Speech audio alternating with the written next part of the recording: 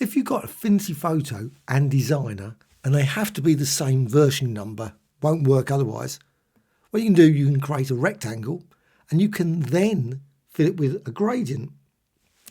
Nothing unusual about that. But the thing is, combination of Designer and Photo means you can use the appearance panel.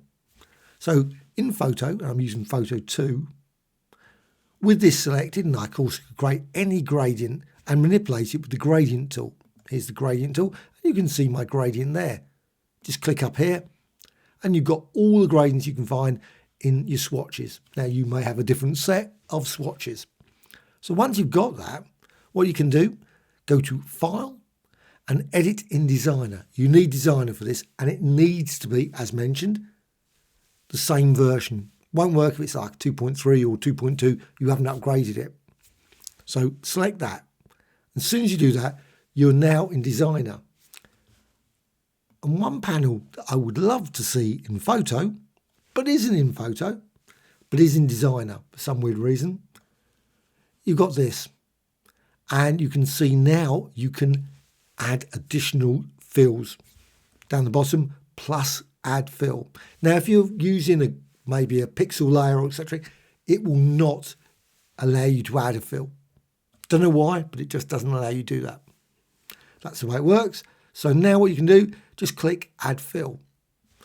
And the initial fill. Now you could also, of course, right click and you can duplicate. So if you don't want to do that, you can just, don't have to add fill. You could just as easily right click this one and duplicate. You get exactly the same gradient. Obviously, there's no change at this point. But what it does mean is you go over here to the gradient tool and you can manipulate it. And you can use the same gradient and you can then drag this down.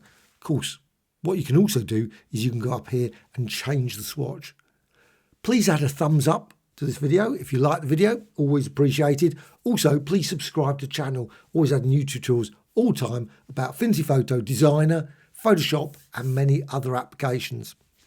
So with this, what you can now do is you can go to Appearance and you've got here Normal. Well, obviously what you can do, you can click there and you get a drop down and you've got Multiply, Colour Burn, Linear Burn, and you can run through those. Obviously you can go for maybe like Difference or some other one. Exclusion, maybe try Negation. That's quite a good one. But I'm just going to go with Difference. So Difference, and you can see now what's happened. You've got that gradient and you've got a nice blend between the two, and it's all part of one single object. So if you go here to Window and down here to Layers, you can see you've just got one layer. You haven't got multiple layers. Now you can do the same if you've got multiple layers. It just means now it's in one single shape. So close that. And with this, what you can then do is you can go to File and you can go Edit in Photo, straight back into Photo. Got exactly the same. As you see, you haven't got that panel, so you can't manipulate it any further. But what you can do, of course, is with this, you've got this shape. It's still a rectangle. You can turn it into, say, a pattern or apply effects to it. So you could go to Layer and New Pattern Layer from Selection. But before you do that, you'll have to go to Rasterize. So Rasterize. As soon as you've done that, you can then go to Layer and New Pattern Layer from Selection. Now what you can do is you can resize that and you can see now you've got this really super colourful pattern design. And you can click Mirror. And you can then move that around and change that, change the angle and much, much more. Now, unfortunately, you can't now add additional gradients to this. But what you can do is, as mentioned before, what you can do, just right click and then you can duplicate. So just go down here to duplicate.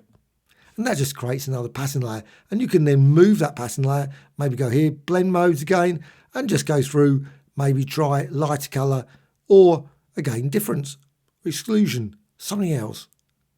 Just going to go with vivid light, say. So you can create literally millions and millions of pattern designs, as well as background designs. And of course, this can also be used maybe as an overlay. So you might have an image or something. So with this, you've got this design, you can select the whole lot.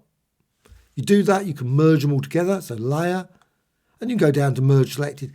Now, if you merge just the pattern and pattern, they will become, I think, a pattern. But if you do this with a pixel, it will just end up as a pixel layer.